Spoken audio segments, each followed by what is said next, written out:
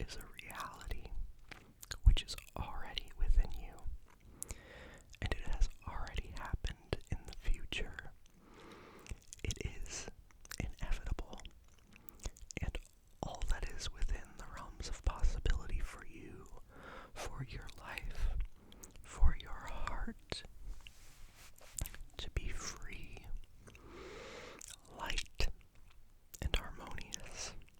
These are all the joyous things you deserve.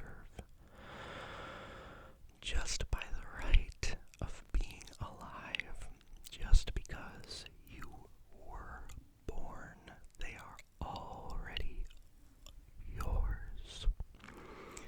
Tranquility,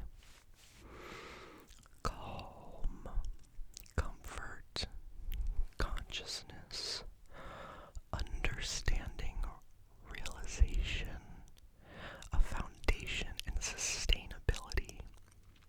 You do not need to earn or be worthy of these things.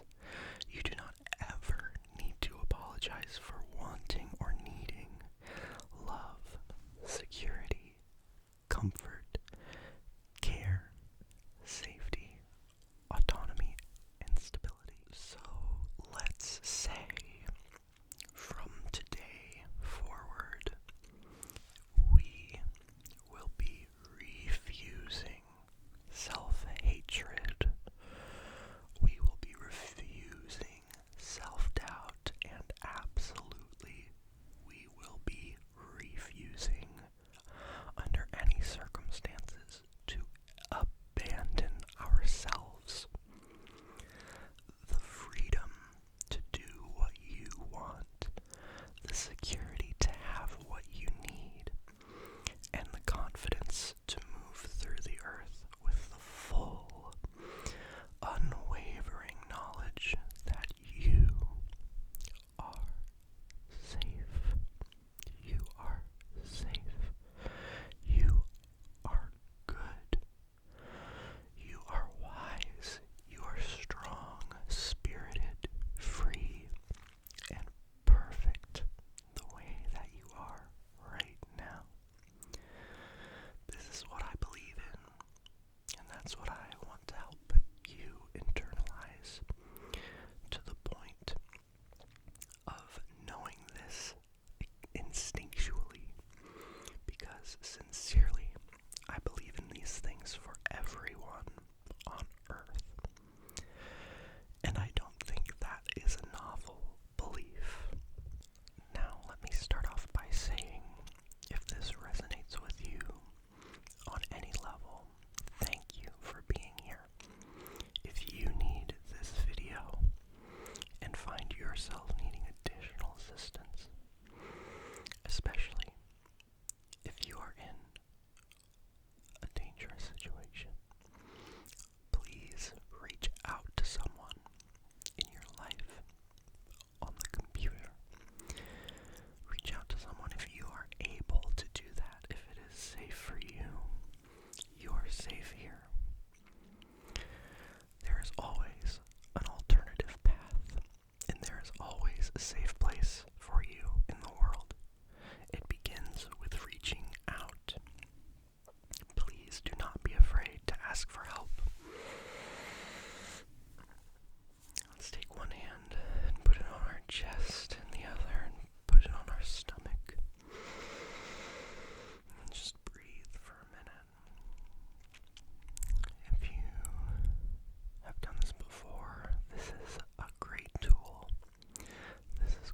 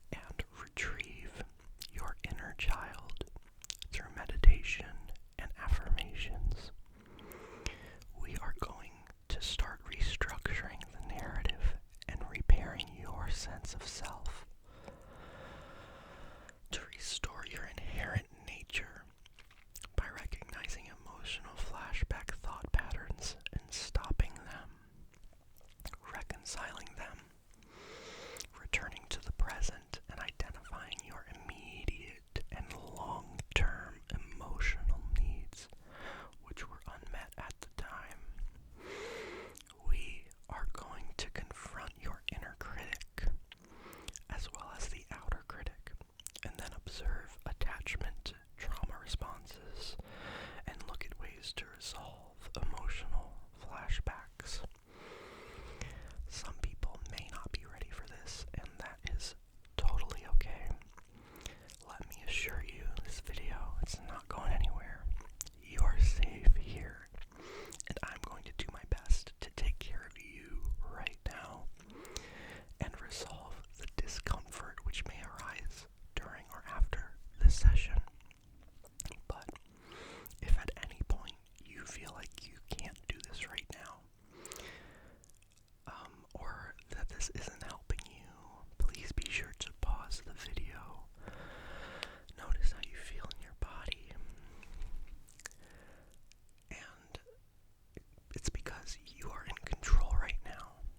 You have the control. You are the most important, and your safety is the utmost importance. Go at your own pace and do what feels natural for you. This will require you to be energetically open and receptive to change or transformation of thoughts, sensations, and feelings.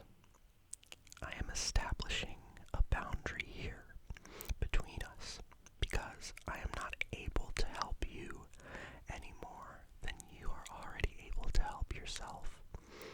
I am here imagining you, the viewer, as a form of energy in front of me, and myself as a reflection of that energy.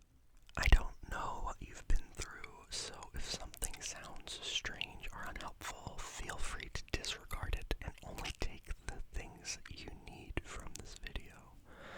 The video format is so helpful when starting this work because you don't need to respond. You can watch this at any time from any distance and come back if you need it again. This is called complex trauma because it takes years to unravel. At times, it might feel impossible to deal with when you can't understand exactly what is happening. It affects the most basic components of our self and well-being, and it is trauma that is repeated, which spans many months or even years, and sometimes the entire childhood. Sometimes the symptoms of CPTSD mimic the symptoms of personality or mental disorders, and are similar to complexes experienced by people after being subjected to long-term traumas, such as prison or war. The feeling of endlessness and inescapability associated with these traumas changes the physiology of the brain, forming strong neural pathways associated with heightened emotions and fearful anticipation of negative stimulus. Spending most of one's time in an unsafe place where their needs are not consistently met causes prolonged hyperarousal of the nervous system, resulting in long-term anxiety. Eventually, the emotional cognitive processes of the brain adapt to expect the harmful stimulus and the unmet needs. Based on the environment, people adapt to these traumas in different ways. Sometimes CPTSD is misdiagnosed as or is comorbid with other afflictions such as OCD due to obsessive rumination on the past, or manic/major depression due to emotional dysregulation, or even ADHD or autism, which impacts social emotional cognition. It takes a lot of time to heal from these things, and most of the time, healing takes the form of lifelong, non-linear progress.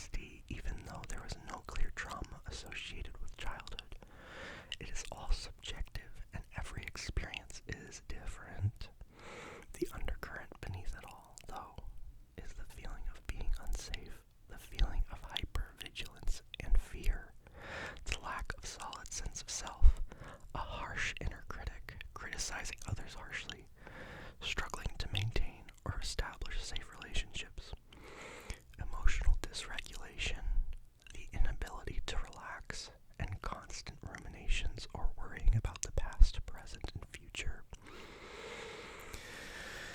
There is a lot I could say, but before we continue, I would love to share an anecdote about me. This is a doll of a character I created. My internet friend crocheted this doll. It's a very precious artifact to me.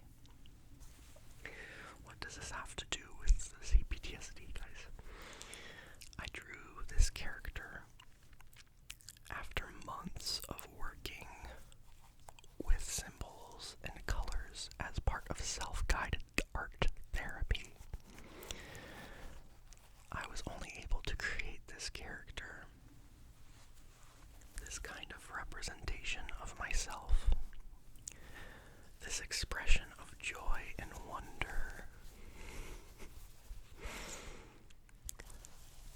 after I began healing my inner child. Doing inner child work is necessary to reclaim one's innate creativity and regain the vivacity of their imagination. For a long time, I was too angry. I was too jaded to do this work. I would ruminate constantly, having flashbacks for hours every day, and I will be transparent and say that I am someone who required medication. I cannot recommend that for anyone, as I am not a doctor. That is the choice that affects everyone differently. But it did help me manage obsessive flashbacks, as I was having symptoms of psychosis and suicidality as well. I could not walk outside without crying, and I was unable to work or maintain relationships. I was codependent and treated others poorly when I was having emotional flashbacks. After this inner child work, which took months and is continuing, and engaging with self-help therapy on a serious level, I began to shift my awareness. I began to stop repeating the negative things I had been internalizing my entire life, and consciously replacing them with positive affirmations, repeating them in audiobooks, writing them down and listening to them in videos. Anything creative will help you heal.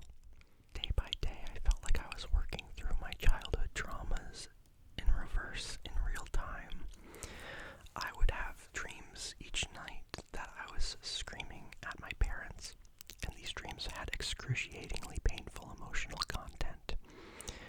Much like events of the past, they were so vivid that I woke myself up shouting curses on multiple occasions. That past version of me wouldn't have been able to come up with this character, who I feel very connected to. I feel that this doll represents the healing journey I have undertaken and the joy of being animated, alive with sensation and making friends, as well as sharing part of the universal consciousness. Expressing yourself and seeing yourself reflected in the world in a healthy, accurate way is something that sounds like it should be very simple, but it requires a lot of intentionality. I wouldn't have been able to make this video either, if not for resolving that inner turmoil, unrest, and genuine self-hatred. I became more spiritual when I started feeling safer, but sadly I had to come to a point where I was no longer able to ignore my unmet needs. Simply meditating and repeating words doesn't fix the problem. When you're already at that point, it requires first-hand conscious effort.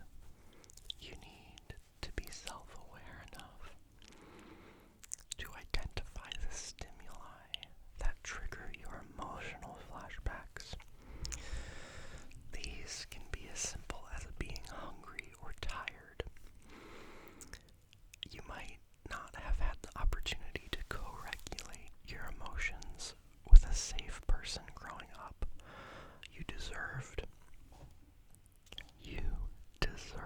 someone who was able to love you fully and adequately. You deserved someone who was able to be there for you, show up for your needs, explain what emotions were, exemplified that emotions were safe, acceptable, and encouraged. And you don't need to stay small and quiet in order to ensure your safety now. That was a maladaptation to an unsafe environment. Now, you have outgrown that survival mechanism. Now, that safe person is you. No one else understands you better than you do yourself. Nobody can tell you what you need. Only you are able to determine that through observation and consideration. Where there is devastating anger, remorse, regret, heaviness, sadness for the past, sadness for what was lost, now you have the special opportunity to replace it gently with the foundations of self-compassion, the quality of which you would afford to your own child self. Where there is self-criticism, practice self-admiration. Self-love is the open secret to this healing. Love yourself and absolutely refuse to talk down to yourself. You are the person now who is responsible for that neglected child within, and you must reject the idea of abandoning them any longer. The current you is here now, but the neglected child still remains, and it will be your absolute honor to provide that inner child with quality, safe, caring love that is good enough to nourish your spirit. You must become your own parent and co-regulator. Here is a belief of mine. You are everything. You are the universe, every cell of your body. You are alive, and so is everything else.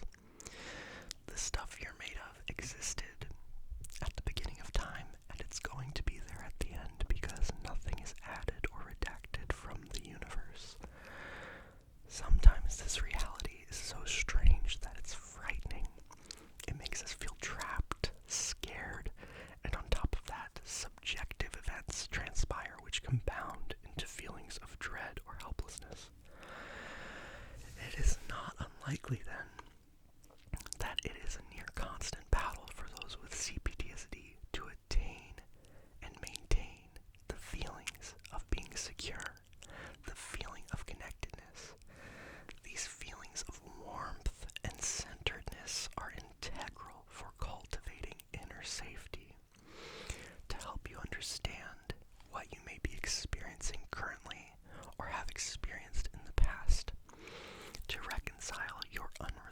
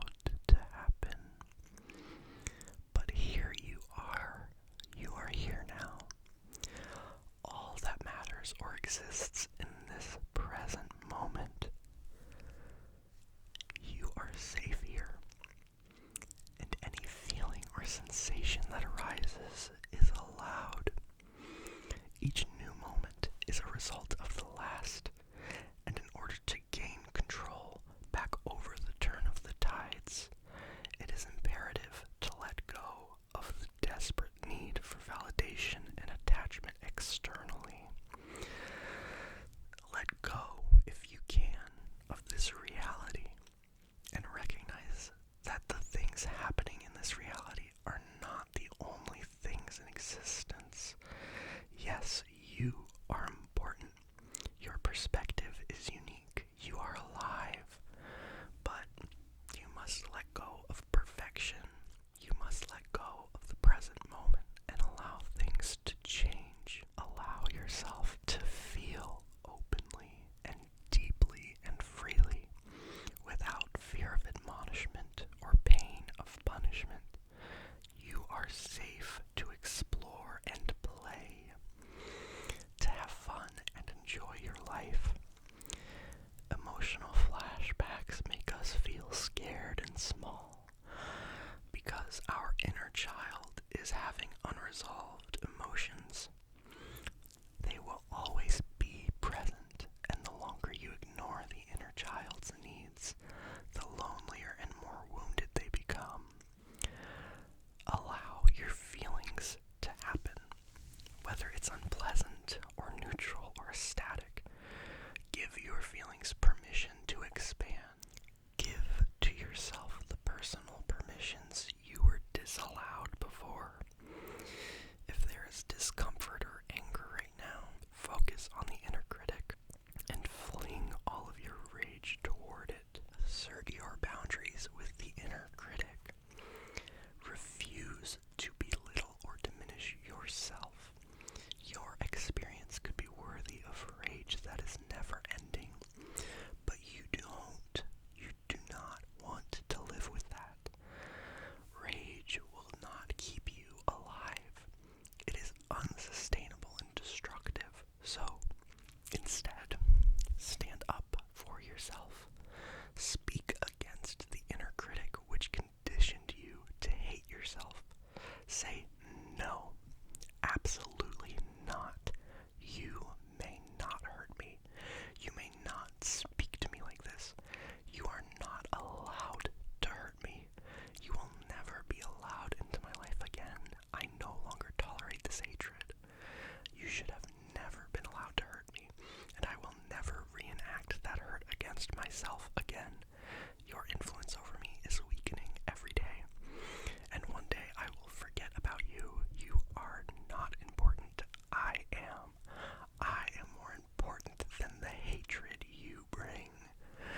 My well-being and happiness is more important than your compulsive need to diminish me, and you will never be as powerful as my self-love and compassion. If there is anything you wanted to say to protect yourself or to defend yourself in the moment, maybe this could be the time to release it. Be kind to yourself. Be intentional and safe, but let your anger out somehow, especially if you find yourself subconsciously repressing it. If you don't get angry or you're angry all the time, those are both miscalibrations, because healthy, assertive anger and personal, emotional boundaries are necessary for safe, healthy relationships. When your inner critic causes you to hate or doubt yourself, refuse to listen. Tell it to stop talking willfully. In those moments, you must speak up for your inner child and release the anger of being unheard for so long. Release the anger of being neglected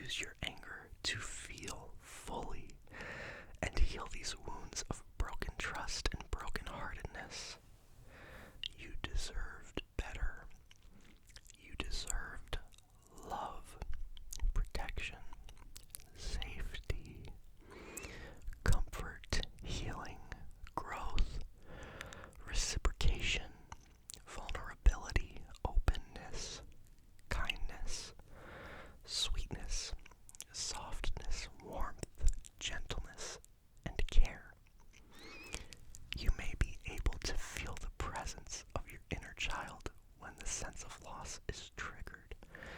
And if so, you can actually say hello. If they're present, say something nice to them. Tell them you will protect them. Tell them internally or out loud, you will never let anyone hurt them again. Tell them, I love you. You can say it 1,000,000 times if you want. They need to know it, and they need it every day, just like you. You are the same person, and you always have access to this part of you, which was sacred and deserved to be honored fully. The time for suffering in vain is long over.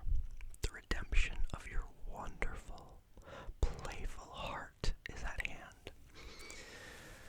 Things which were unfair, things which continue to be stressful, they are just obstacles to a greater truth, the truth of self-love, the real meanings and themes of your life, the true narrative that will begin to unfold when the mirrors of illusion are fallen.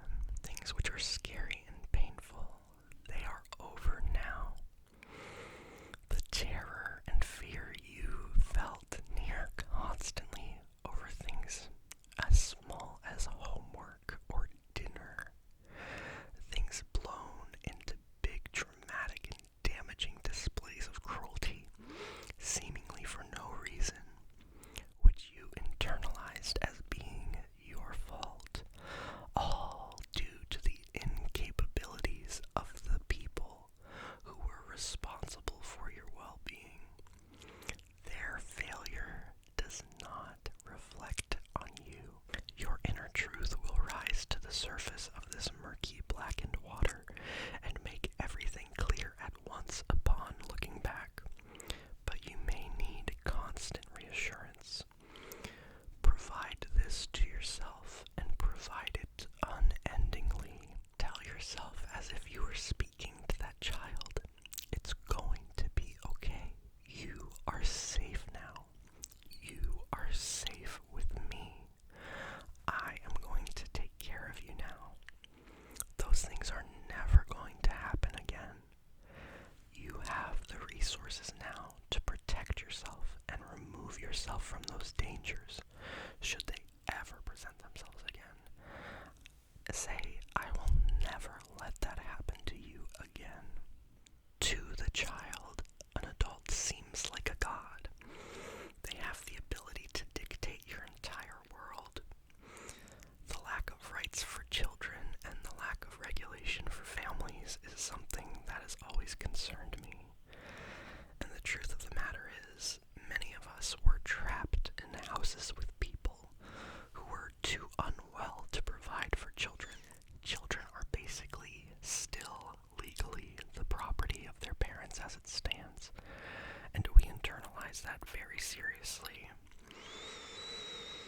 We internalize that it's their kids, their rules, when in reality many of us needed help. We fantasized about being rescued. We internalized all of our abusers and neglectors, or bullies and bystanders' projections and failures. There is trauma we may not even remember from early childhood, so we must explore the unresolved past purposefully in order to recover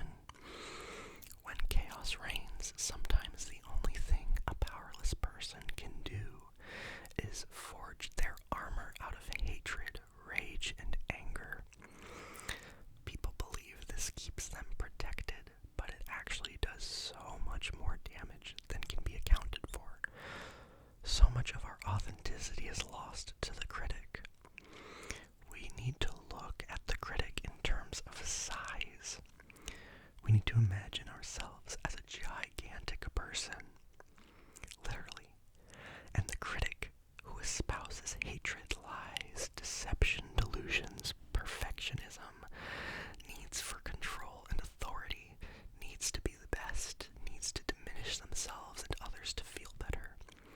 It is actually the size of a pea. A pea. It is yelling so loudly, calling you names, making you hate yourself and others, because it is hard to forgive the pain and open to vulnerability within the self, to melt away the chiseled face of hatred, the stony surface of the calcified heart, and return to an open, loving relationship with the self. The self is a beautiful aspect of this reality. You being alive is a wonderful thing. You being awake, to breathe, to live, to participate in this world is a miraculous joy.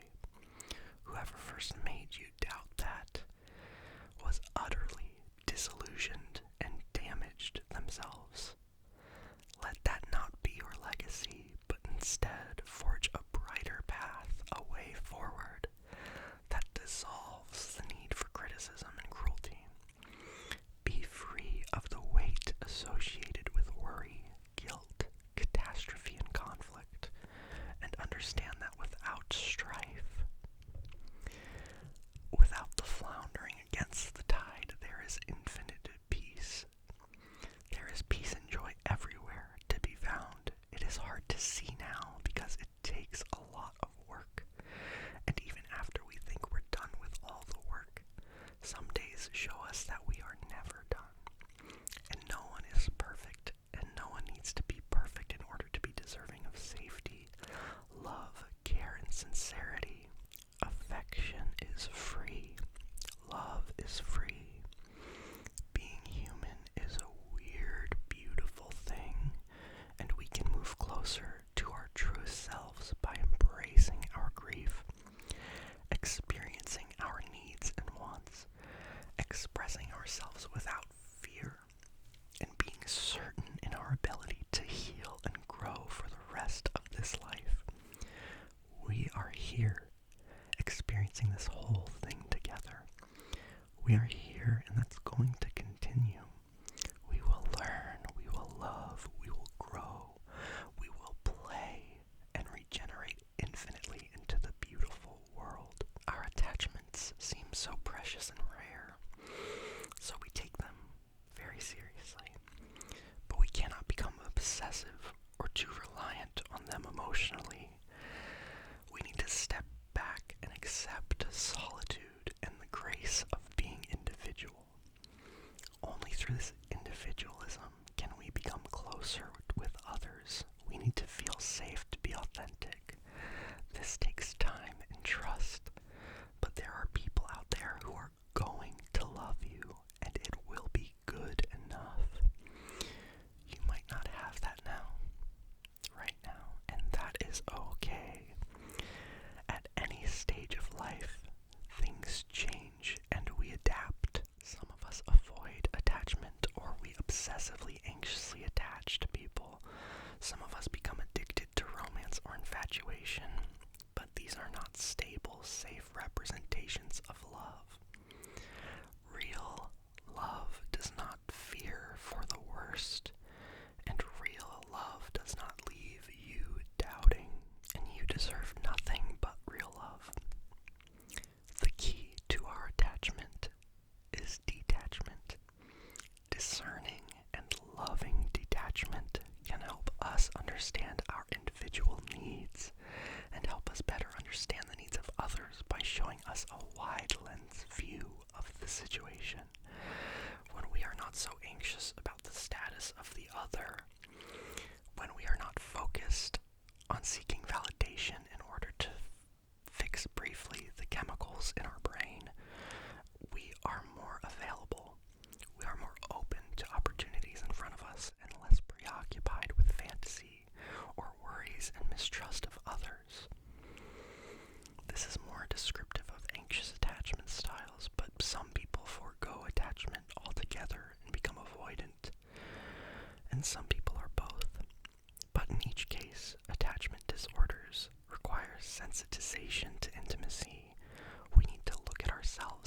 others in realistic terms. Every one of us is always alone, no matter what.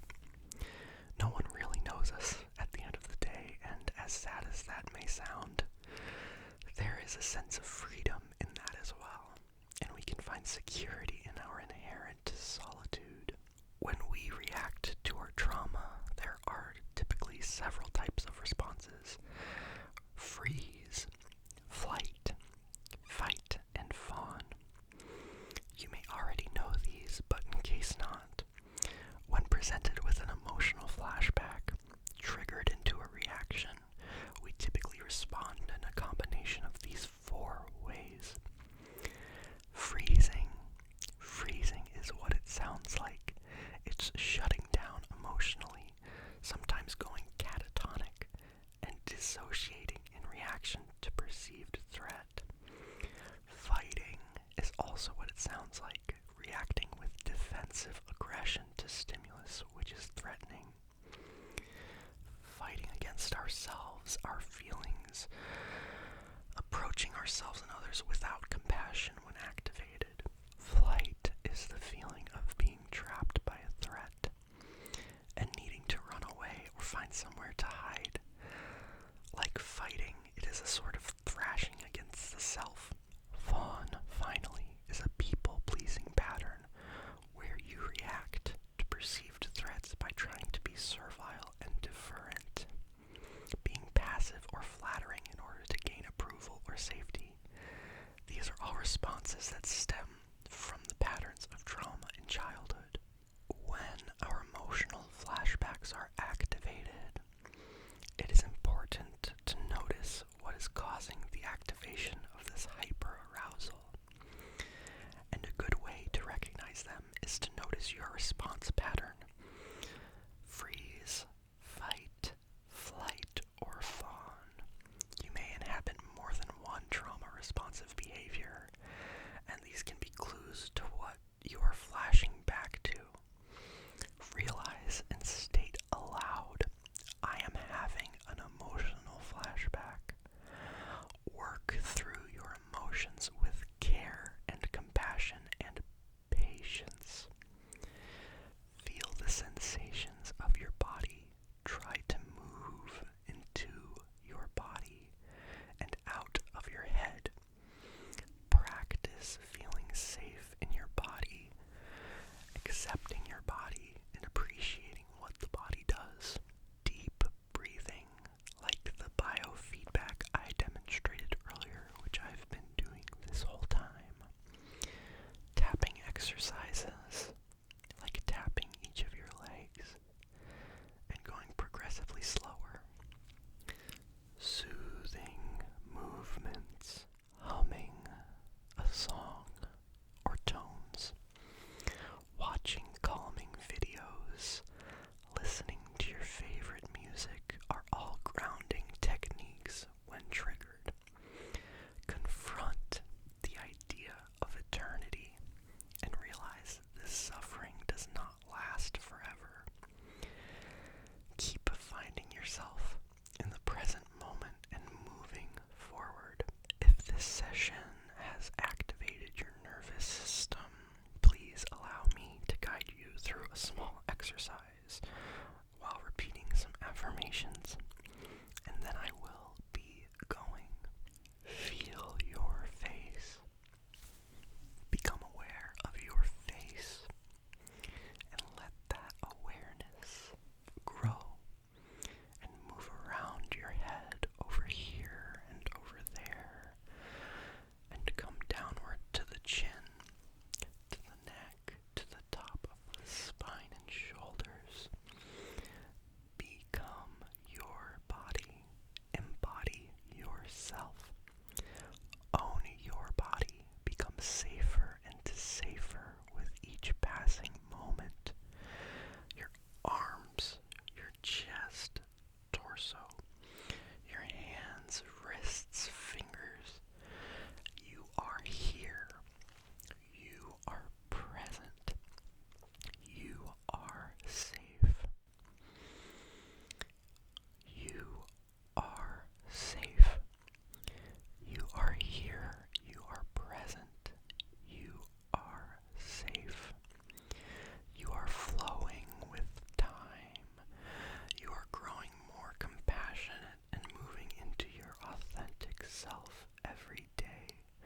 just by living, by surviving, by pursuing your own healing process, you are becoming even more beautiful and strong than before.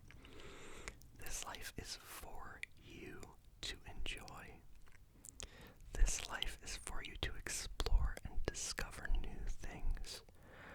We are born so we can have fun and find meaning, enjoy purpose, experience the mystery and wonder of time and space on our beautiful world, which is so rare and special. Life is so limited in the universe, it's only fair that it should be treated with dignity and respect. So respect this life. Give all of your intention to it and produce that meaning for yourself. Find a new way to navigate this world where you are self-assured, where good things keep happening, where each good sensation opens into a trillion new, better sensations. Constant expansion of the moment, of the time, of the possibilities which flow and follow you wherever you go, where time opens up and expands into captivating moments of clarity and blissful recognition, that everything is connected and everything is one. We may be separated by this subjective experience, but in the end, we all go to the same place. It's the same place we came from. We've been there before, and there's no reason to be afraid of this life, because we are safe here on Earth. We are home. We are at home in our hearts. So keep breathing. Keep moving and feeling into your physical form, your stomach, into your legs, down to your feet, every single toe, every single cell of your body. It radiates with comfort and happiness. Allow yourself to feel anything you want to explore and discover more of. Feel into the world your immediate subtle energy, your breath filling your lungs and expanding your awareness, breathing out and expelling all the pain of memories which no longer serve you on your healing journey, which are becoming of little consequence. Pain which will never return and which you can only continue healing from. Now, if you are okay, if you need to keep focusing on your breathing, on biofeedback on your body, your emotions in the center of your chest, what is called your heart space. Your heart space, I highly encourage you to try and recognize your current needs and feelings. Please engage in some self-soothing after this. If you are feeling lonely or vulnerable, please remember you are perfectly safe here right now. You are here now and you are able to take care of yourself. I hope these messages have helped you in some way to process your inner needs and brought you closer to inner sanctuary.